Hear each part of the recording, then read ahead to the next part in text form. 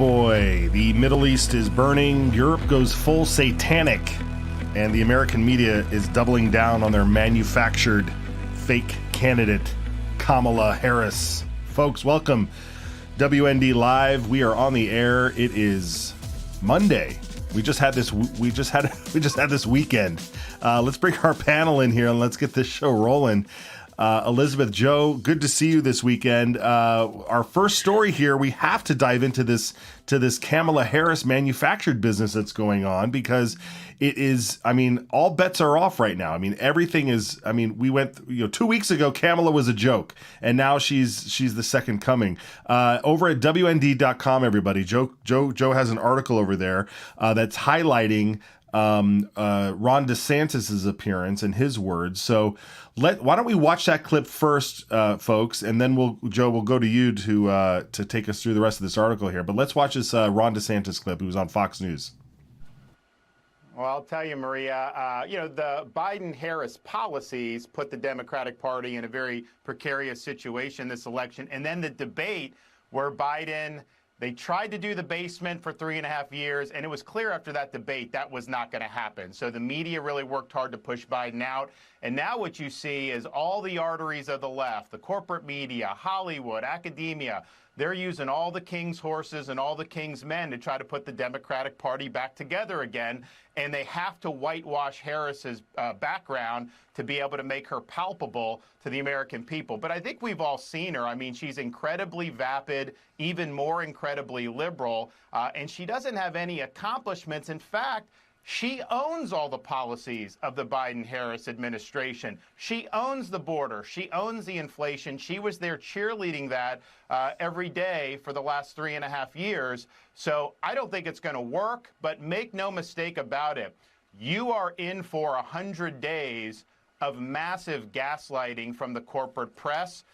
They're already taking down. There was a website where she was the most liberal senator, GovTrack. They took that down. They're whitewashing things from her past. That's going to continue, and they're going to try to pull the wool over the eyes of the American people. Woo, man, he is so good. He is so good at that. Joe, walk us through the rest of this column here that you have.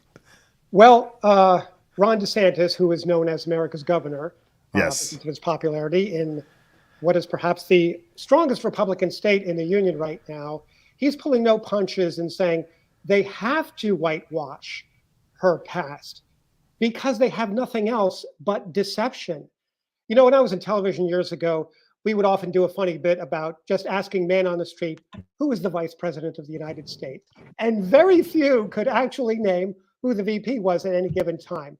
And with this president, Ron DeSantis went on to say that, Joe Biden actually makes Kamala Harris look like Socrates because he's lowered the bar so much, according to what we would think a president should be. So Kamala Harris, as you said at the opening of the show, she's gone from this no-name joke, if you will, to the most brilliant person out there, the one who has this Obama-like excitement that is energizing the masses. So that's all they have is deception.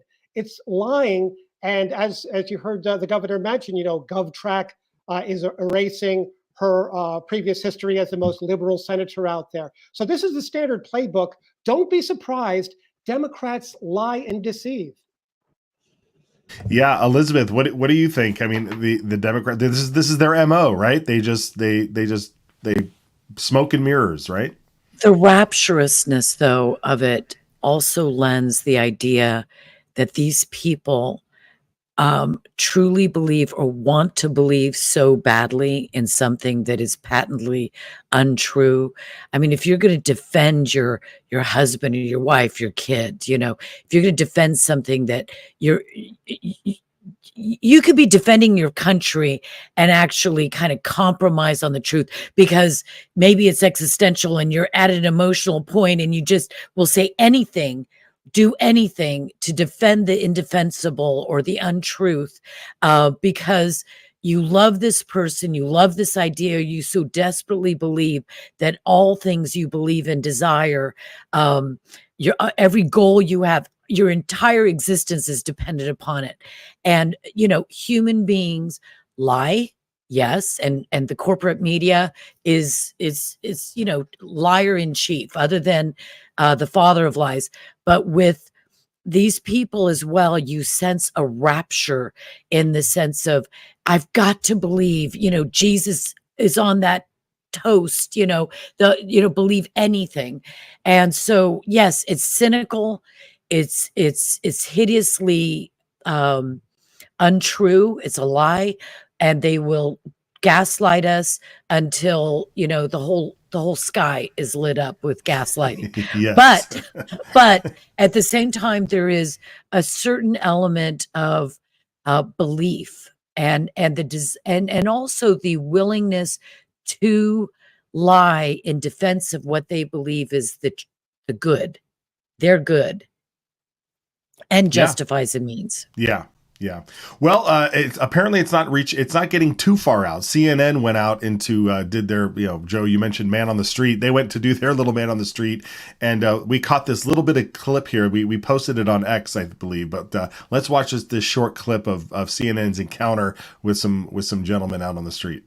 We did run into plenty of fervent Trump supporters who say the new challenger has only made them more enthused about the former president. Does Kamala Harris getting in the race change the equation at all for either of you? Change it, it ruins it. If she gets in, we're done. So Done with what? America's done for. I think those are Trump supporters, though, right? Yeah, they were absolutely. And I don't know if you could hear it right at the end there, they cut off. He said America's done for if Kamala gets in. So I mean, and these guys they're not buying it at all. We're not buying it here. There's no bias. I mean, there's no hiding the bias on this panel here. But we know they're not blowing it. They're not showing it over on us. And then, of course, again, the media.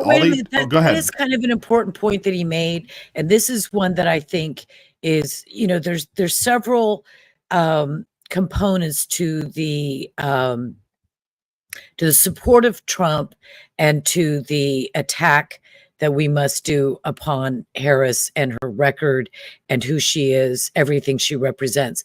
Because when they said it's all over for America, I believe that. And I know that's some call it catastrophizing, where you take any and you say it's all over.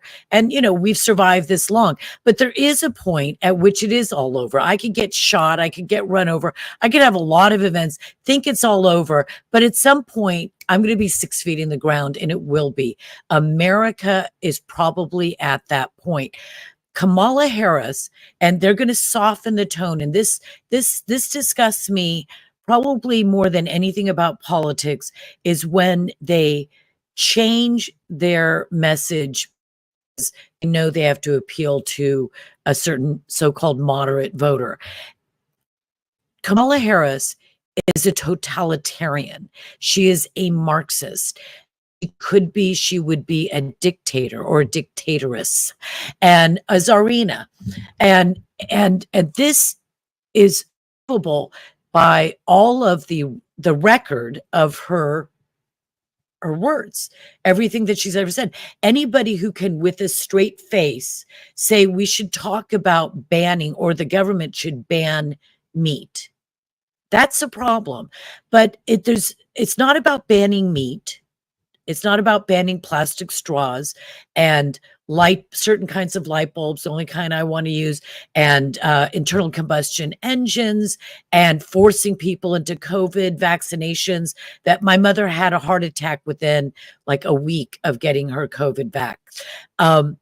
It's not about that. It's not about those individual issues, whether meat, which is good, and meat farmers are good, but it's about totalitarianism. And that is what the move in the Democrat Party is, toward totalitarianism. And they're getting very close with Kamala Harris if she wins. Do you agree with that? I mean, I do, and I want to throw it to Joe too, because I want to show this parody video. Now, some call it a parody video, but it speaks so much truth. Wouldn't you say, Joe? Have you seen this video yet? We're going to play it here. There's so much truth. Yeah, there's so much truth in this parody video, and we have to set up. This is a parody video, so please don't run with this as if. But there's a lot of truth in this, so let's run it. Let's run this. I, Kamala Harris, am your Democrat candidate for president because Joe Biden finally exposed his senility at the debate. Thanks, Joe. I was selected because I am the ultimate diversity hire. I'm both a woman and a person of color. So if you criticize anything I say, you're both sexist and racist. I may not know the first thing about running the country, but remember, that's a good thing if you're a deep state puppet. I had 4 years under the tutelage of the ultimate deep state puppet, a wonderful mentor, Joe Biden. Joe taught me rule number 1, carefully hide your total incompetence. I take insignificant things and I discuss them as if they're significant. And I believe that exploring the significance of the insignificant is in itself significant. Talking about the significance of the passage of time, right? The significance of the passage of time. So when you think about it, there is great significance to the passage of time, and there is such great significance to the passage of time. Another trick is trying to sound black. I pretend to celebrate Kwanzaa, and in my speeches, I always do my best Barack Obama impression. So hear me when I say, I know Donald Trump's type. And okay, look, maybe my work addressing the root causes of the border crisis were catastrophic, but my knowledge of international politics is truly shocking. The United States shares a very important relationship, which is an alliance with the Republic of North Korea.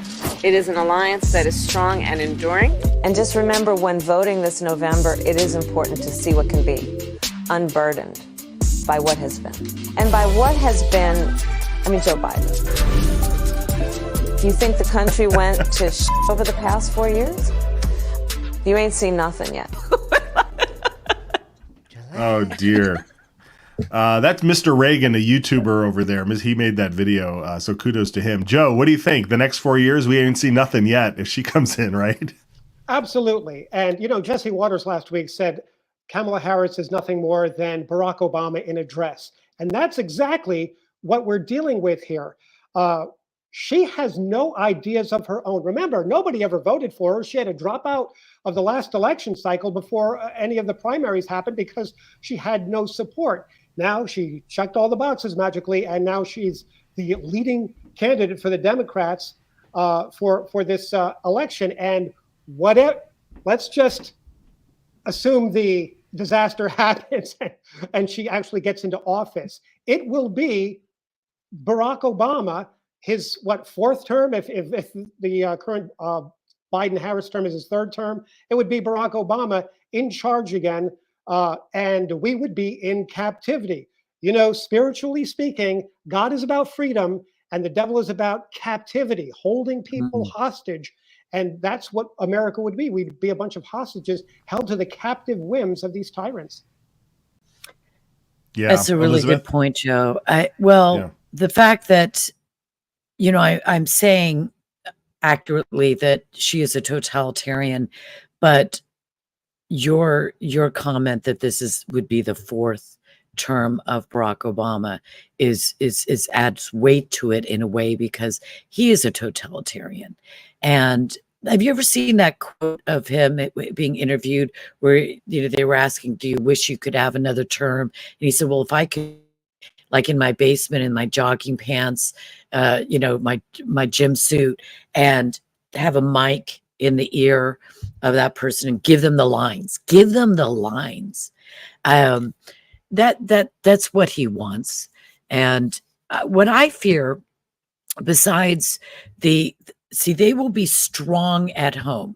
Kamala will be strong at home in the sense that totalitarians, authoritarians, Marxists will impose their will against the will of the people on the people with great penalties for dissent. And so she will be real tough at home. And her, obviously her proxies throughout government, especially in all of the agencies that are allowed to carry guns, she'll be strong there, but she will be more weak and more incompetent on the international level, and that is where we are going to be in great danger. China is worried about Kamala Harris. At least Biden had accomplished something by being reelected over and over and over again and was there. And so at first they probably thought that he was all there and he was an accomplished politician in America. Kamala Harris is a laughingstock. She's a clowness. And, you know, when we've got Russia talking about our Alaska and in Cuba, and we've got China talking about a black swan event, a gray rhino event. Turkey, Erdogan is saying that he will go into Israel. He will take his armies into Israel. The whole world is melting down and exploding at the same time, and this is the last person we would want besides Biden in the White House. Yeah. And, you know, we had a comment up earlier from Nick that just says that she's just going to do what Joe Biden did and is lie. I mean, that's all these people do. They just lie. And we you know, we're happy to keep exposing that over That's here not on all they do. WND. They're going to do much more than just lie. They're going to lie to get into office. But once they get into office, it will be catastrophic. Yeah. Okay, well, at least Kamala has the backing of Lance Bass from NSYNC. They made a quick little video. Do we have that? Hey, Kamala, what are we going to say to Donald Trump in November? Bye, bye, bye. Oh, dear. Okay, on that note, shall we go over to Europe? And the Olympics started this weekend, folks. And boy, that was quite a spectacle. Yeah, we have this article over here. The Olympic blasphemy. I mean, what did we see? We saw so much. We've got all these clips here. Drag queens mocking the Last Supper, a decapitated head singing. I believe that was probably Marie Antoinette, right? Or John the Baptist. Yeah, exactly. I mean, there was, there was so much here. Let's look at this. Well, we've seen those clips. Let's start with what there's a comparison video. Somebody did a comparison video of what the opening ceremonies looked like in 2014. And I believe that was in Sochi, Russia, if I'm pronouncing it correctly. And then what we just saw this weekend. So let's watch that comparison video.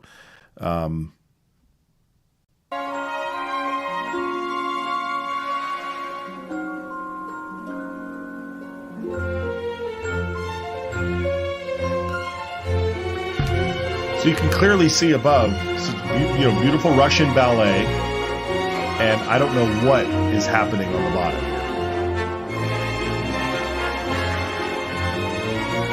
Okay, but we're all disturbed by it. So yeah, let's get out of that. What is going on? I mean, it's my catchphrase. What is going on?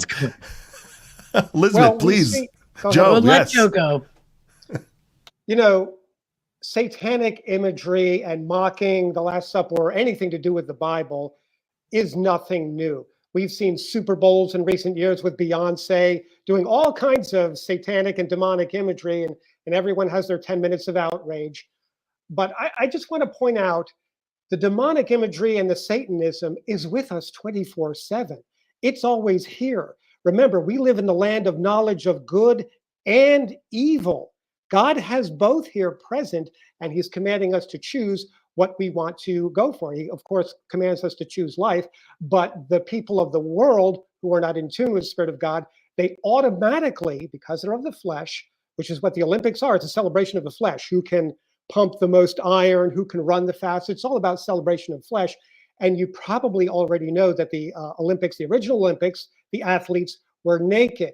So all these things that we're seeing, they're always here, but it's just when you get a big event like the Olympics or the Super Bowl, and it's thrown in your face that people seem to get outraged by it. But I just want to remind you, it's present 24/7.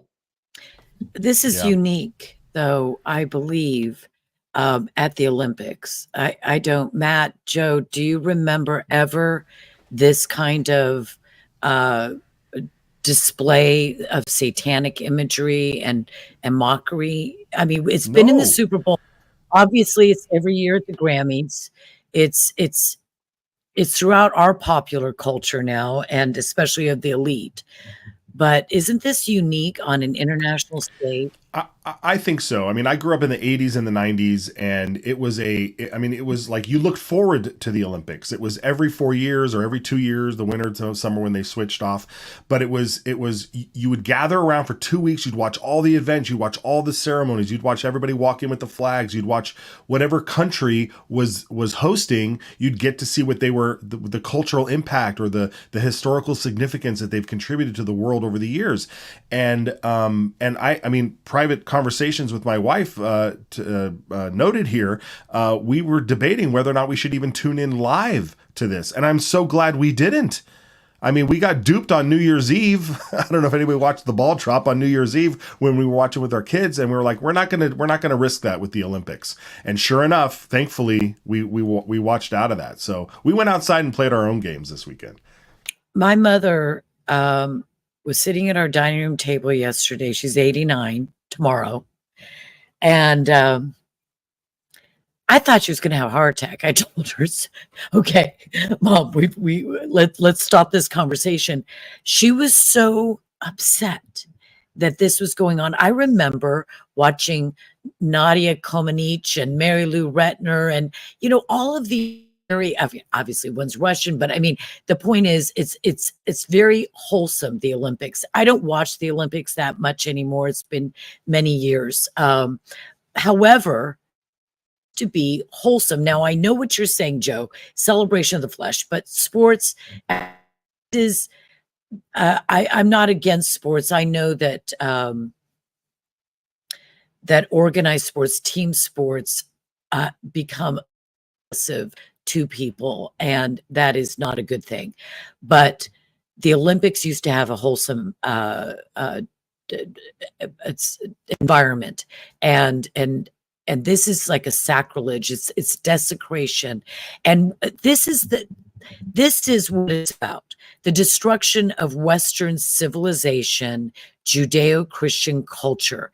These people are doing the will of their father, who is not God in heaven, who is the father of lies, a murderer from the beginning, from Satan, like Joe is so well speaking. And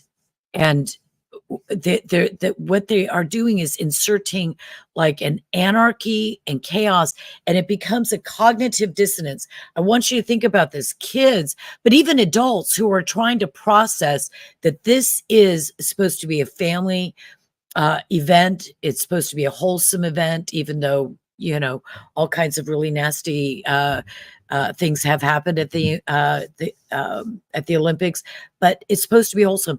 And how do you traverse this every single day and process it? And it's attempting to take us down to the foundation, destroy the foundation, and rebuild us into an utterly godless and evil, loving, and embracing totalitarian globalist world. Yeah. And Joe, we just had up on the screen, I just wanted to show people what we had up on the screen there, was a letter that was put out by Archbishop Carlo Maria Vigano, I don't know how to say his name, who he came out condemning the Paris Olympics. He also highlighted, interestingly, Macron's wife is apparently a transvestite, and of course Big Mike also being mentioned in there. If Josh was here, he'd call it say Big Mike. But Joe, what is this letter here, and how damning is it to? I mean, the backlash we're seeing from the Olympics is huge, but a letter like this, you got the sixth largest wireless provider leaving leaving advertising as well. What's the backlash we're seeing from this? Well, the Olympic officials held a news conference over the weekend, and they basically said, well, we're sorry you were offended. They didn't say we're sorry for holding the event, and they admitted that, yes, it was inspired by Leonardo da Vinci's The Last Supper, with this giant woman surrounded by the drag queens and gay icons there. But they basically said, well, we're sorry that you got offended, but we meant to have an inclusive, diverse event. We think we accomplished that, but we're really, really sorry if you happen to be offended by that. So it's not really an apology for what they did. They're just sorry that people got offended Right. about it. So this is the world that we're dealing with. Nobody's ever sorry for what they do. They throw out the worst possible thing in people's faces, knowing that there's millions of people watching. And yes, the sports themselves are a pure competition, and it's a great thing to compete against each other. The Bible has a lot of analogies about that, running the good race and running it like you're going to win the race. But it seems that this paganism, Satan, demonic thing is always relegated to the opening and closing ceremonies. Now, I've been with WND since 1999, and every year, we have comments at the bottom of our stories and polls in our stories, and every year during the opening and closing ceremonies, people are just going livid about, I can't believe I'm watching this pagan pageant, Right. no matter what Olympic year it is. So yes, it's been there every year, but they save it for the opening and closing ceremonies, and then you have all the awesome sports going on in the middle of it. But it's been there, maybe not as much in your face as this was. Yeah, it's ramped up. Yeah, Exactly. it has ramped up, Joe. So yeah. I've just missed so it. much so. Sorry. But so much so, though, is it? And talk to me about this power outage that happened in Paris right after these opening ceremonies. Is that confirmed? Was this a real power outage that plagued the whole Olympic Village and the whole city of Paris? What do we know about this? We have some footage of it too. Well, I think. What do we know, Joe? I think the city did go dark for a little bit. I'm not sure how long it lasted, but it's just ironic that it happens right after you have the mocking and all the outrage. By the way, Christians are not buying the apology. You have the bishop of a diocese in Minnesota getting on saying, this is not acceptable. It's not a real apology. You did it on purpose. A real apology would have been, we're sorry that we ever conceived this idea, and move on, but be apologetic. But as far as the power outage is concerned, Paris is a major city, as you know, like New York, and occasionally they do go dark. New York City had a famous power outage in the 1970s, but the timing of this is just, it's almost like a divine sign, right, from Right. God. Like, Yeah. this is Well, what you get. You want to live in darkness, here's darkness for you. I think that there was so much offensive about this. And again, I admitted I don't watch the Olympics anymore. I did when I was young, but I just don't really appreciate them anymore. So I didn't realize that this was going on before and at the end of the games. But it is interesting that they package the whole event, beginning and ending, to remind you of, this change of mind, this change of heart. This is where we're supposed to be going, off to evil rather than to elevate the good, and truth and justice and righteousness and holiness. But I'll tell you, I'll just bring out my body shaming mode here, or commentary, because I'm offended by 400-pound. Well, I'm offended by anybody, any woman with her breasts, massive breasts sticking out, portraying Christ. I have a problem with that, because Messiah is a man, but a circumcised man. But this woman being 400 and some odd pounds, and also the bearded men with big boobs and wearing dresses and half naked and all this again goes back to this cognitive dissonance. It's to strip us of our defenses. I remember when my daughter was like 16 years of age, and something bad came on TV, and my mother's friend said to her, "Oh my gosh, your daughter covered her eyes and the eyes of her little sister." And she was 16 years of age, because she knew that she should not see whatever, had popped up on the screen inadvertently. They're trying to get us to no longer cover our eyes when we see such lewdness and disrespect and blasphemy and sexuality inappropriate. So Yeah, the fat woman that's 400 some pounds at the Olympics, I have a problem with that because it is glorifying gluttony and an unhealthy lifestyle to the extent that it's shoving it down our throats, and we're supposed to all be celebrating being 10 seconds back. And what are we supposed to tell our children? This is your ideal. That is Right. evil too, or an offense at least. Yeah. Well, we have to give it to a lot of the sports, the athletes that were there, because even though apparently the Olympics said that they would not be allowing athletes to give thanks to Jesus or to God or anything, a bronze medalist from Brazil managed to get by that censorship. Let's watch that real clip real quick.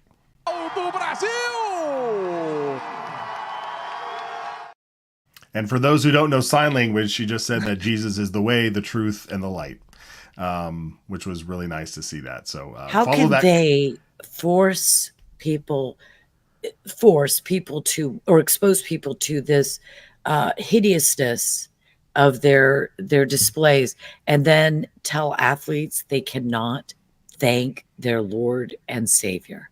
Yeah, doesn't sound too diverse. No, it does not sound diverse. That's the one diversity yes. that is. I mean, that's an outrage. And there was the other athlete. I retweeted about him. He lifted up his cross and was making an affirmation of the Lord as well. And I just said, again, it's a repeated theme for me. We need men who are strong, who will stand and fight for the faith, and right in the middle of games and even if they lose their standing in the international world, they need to raise that cross and do their sign language and all the rest. Yes. Yeah. God will find a way to get through. I was so happy about that guy. Yeah. And you've said this before, the separating of the wheat from the chaff, and all that. I mean, this is God's way. God will separate us out. And this is a great way to highlight all that. So follow that story on WND.com. We do want to make sure you also are aware of this, this story that we have, where thousands of mourners gathered for the funerals of these children that were slain. Over the weekend, Hezbollah aimed rockets at a children's playground and soccer field, and there's some very sad footage here of these young soccer players fleeing a soccer field as 12 children. Yeah, smoke was rising from the pasture, and 12 children did not make it. Let's watch some of this video here.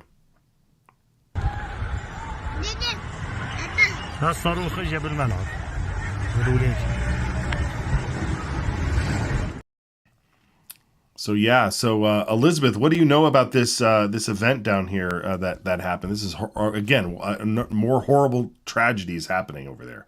Other than the fact that I am looking forward to the response by Israel. The Druze are a very, very important part of Israeli culture. The Druze are a fierce people, but they are very, very interesting in that whatever culture or society they are in, they do not attempt like Islam to take over the culture and impose their religious beliefs, as in, like, say, Sharia, their law upon the defeated or colonized culture. The Druze live within the culture of the people whose state it is, and in this case, in Israel. And they are very proud. They always want Druze to be in the police. I mean, they're heavily represented in the police. They're heavily represented in the military. Why? Because they are loyal and they're strong and they fight. And so I can only imagine ultimately I can just wonder how many Druze are volunteering to be those that are on the front lines of the Israeli response. These children were playing. There was 12 of them. Do you have the picture? I retweeted it on my X account at Elizabeth Farah, and it is faces of 12 beautiful Druze we Israeli have that children. here. Thank you. Yeah. Thank you. Of course, this is not being plastered all over the establishment media, the corporate, their websites. No, God forbid. But these children were all slaughtered by Hezbollah. Now, first Hezbollah came out and glorified their attack upon Israel, and then walked it back real fast because they are afraid, and they did not realize exactly what the cost would be, presumably. But Israel will come out, and do you have that other that Washington Post headline that shows a funeral for one of the children, or no, for all of them? I think we're at the same time. Yeah, and the headline is about Israel bombing Lebanon or Hezbollah. Do you have that there? We have the video. I'm not sure if it is accompanied by a headline. That's all right. Maybe there is. The Washington Post, instead of saying, families mourn, grieve over their children killed by Hezbollah's rockets, Iran, and supplied by Iran, they pointed that huge Israeli strikes at Lebanon or Hezbollah. This is outrageous. Right. And I want to remind everybody, we cannot forget the thread, the narrative, or the true narrative. And that is, on October 8th, Hezbollah declared war, in essence, on Israel. And Israel and they have not gone directly to war yet. There will be a war direct with Hezbollah that is fierce, and it will be bloody, and it will be horrific, but it has to happen. And they are targeting, and they will be targeting the important infrastructure in Israel, trying to bring it to its knees. They have 150,000 missiles and drones, very highly capable of high technology. They're not, Hamas style rockets. And so Israel's facing a great threat. And this is probably the straw that broke the camel's back. And I pray, as we should all pray, for blessings upon Israel, the IDF, the Druze, and those mourning families, and that those 80,000 people that live in the north that are internal refugees, that have had to leave their farms, their businesses, their homes, everything that they love for 9 months, that they can be restored soon. Who knows? Yeah. Well, we will certainly be following that story. So please check over on WND.com to follow along there. Joe, any other stories that you're prepping for today that we should be on the lookout for? Well, you're putting me on the spot here. Nothing going on. No, nothing is happening in the world. I was so deep into the response story of the Olympics, and yes, another point that Bishop brought up from Minnesota is that there are 2.6 billion with a B Christians in the world, and yet they find it perfectly fine to be offensive to them. I mean, how could you not see this as offensive to Christians? What this is doing is normalizing, as Elizabeth was suggesting, normalizing so you don't cover your eyes anymore, the absolute sinful abominations. And that's what the whole LGBT movement is about. The alphabet soup community. LGBT.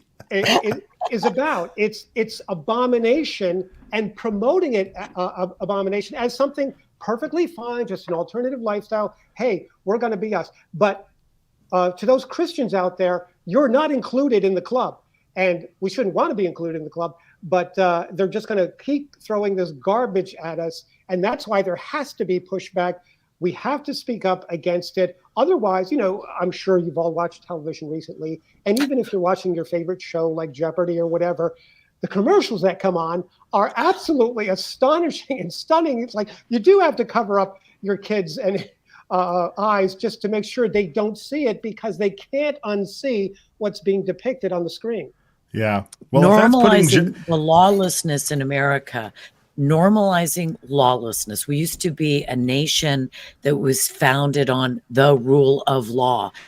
There's so much packed into Yeah. that one phrase that is so integral to the founding of our nation. But in a broader prospect, and you mentioned 2.5 billion with the B Christians, we have the numbers. We don't have the internal fortitude, the strength across this world where we believe that there is something to fight for and that we have a right to, because the West, which is historically Judeo-Christian, has become so secularized, and we've been told that our religion, our faith, has nothing to do with how we work and how we do politics, how we govern societies. But you know what? The rest do believe that their faith, their ideology, has the right to be in the public square and to guide the law, to be the basis of law. So Islamism, Islamofascism, they are very, very committed to Sharia around the world. That is the foundation of Iran's and Allah's and Hamas's and all their proxies, Houthis, and other Sunni Muslims. That is their foundation. So they are not ashamed and embarrassed and to say this is an offense to Islam, right? In their own way of packaging that. And the atheists and secular and those who are debauched and love the ugly and the prurient, they believe that religion belongs in the government schools, in the halls of Congress, in the chairs of power, in the halls of power. They believe that. And so these two competing forces, but yet they're fighting each other, but first they're going to take out the Christians and the Jews. All right. And what we need to do is become men and women willing to lay it all down and never stop speaking. And if you're just a warrior on the internet, then be that. Be that. Yeah. Great. Fight that fight. Well, very good. Well, if there's anything I'm taking away, it's LGBT from today. That's my takeaway too. I'm using it 10 times today. Thank you, Joe. Thank you, Joe. 10 times. Joe. Yeah. LGBT. All right. Well, on behalf of Elizabeth and Joe, thank you for watching. Please be sure to follow us on Rumble WND Newsroom over on Twitter.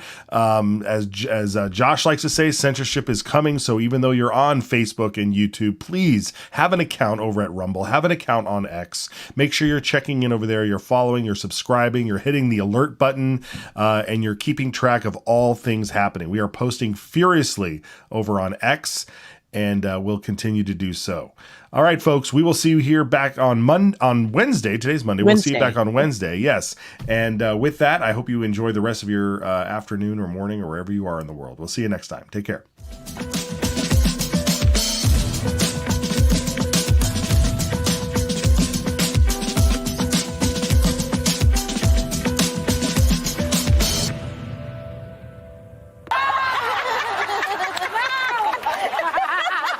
Poor hubby. Poor hubby.